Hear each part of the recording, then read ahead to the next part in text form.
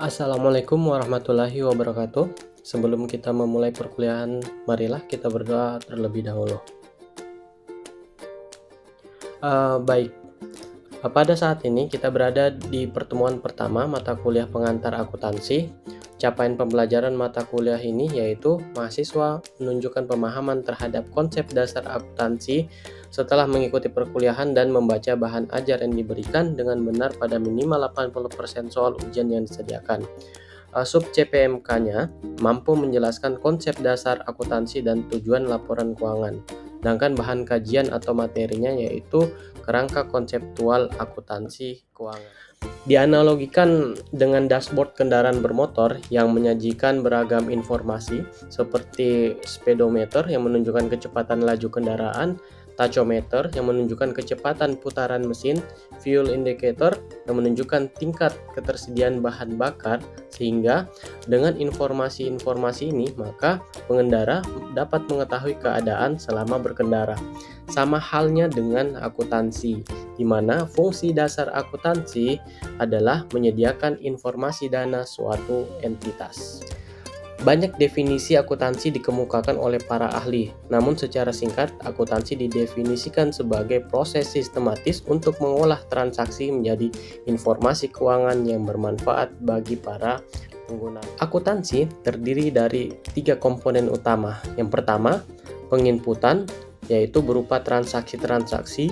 Yang kedua, proses sistematis terdiri dari fungsi pengidentifikasian sampai dengan penyusunan informasi keuangan. Dan yang ketiga yaitu output yang berupa informasi keuangan. Sedangkan pengguna informasi keuangan ini meliputi banyak pihak, yaitu pihak internal dan pihak eksternal. Dalam akuntansi dikenal yang namanya dana atau fund. Dana diartikan sebagai sesuatu yang bernilai dan dapat diukur menggunakan satuan uang. Contohnya, gaji bagi para pegawai, kemudian bagi mahasiswa seperti kiriman orang tua. Kemudian ada juga cash dan juga tabungan yang kita miliki. Kemudian bagi perusahaan contohnya seperti mesin, peralatan, kendaraan, dan lain-lain. Nah, inilah yang dimaksud dengan dana.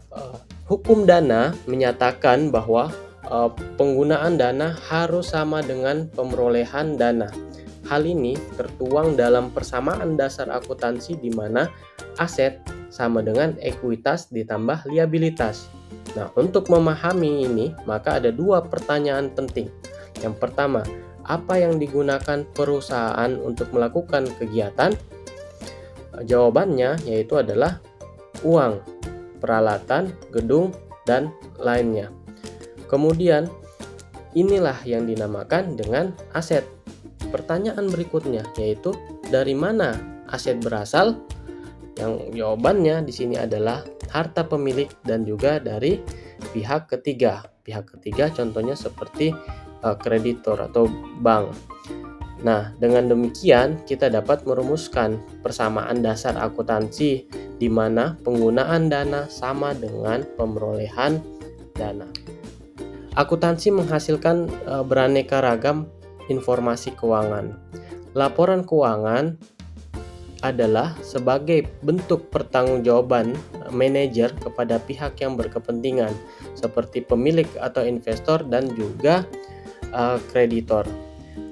Ada 5 jenis laporan keuangan. Yang pertama, laporan laba rugi, laporan perubahan ekuitas, yang berikutnya laporan posisi keuangan, laporan arus kas, kemudian yang terakhir adalah catatan atas laporan keuangan. Maka dari pembahasan kita tadi, kita dapat simpulkan yang pertama adalah akuntansi menyediakan beragam informasi yang terkait dana entitas. Kemudian akuntansi terdiri dari 3 fungsi utama yaitu penginputan, pemrosesan, dan pengoutputan. Kemudian persamaan dasar akuntansi yaitu penggunaan dana harus sama dengan pemerolehan dana. Kemudian laporan keuangan terdiri dari laporan laba rugi, laporan perubahan ekuitas, laporan posisi keuangan, laporan arus kas, dan catatan atas laporan keuangan. Baik, demikian penjelasan materi pada kesempatan ini. Terima kasih atas perhatiannya. Wassalamualaikum warahmatullahi wabarakatuh.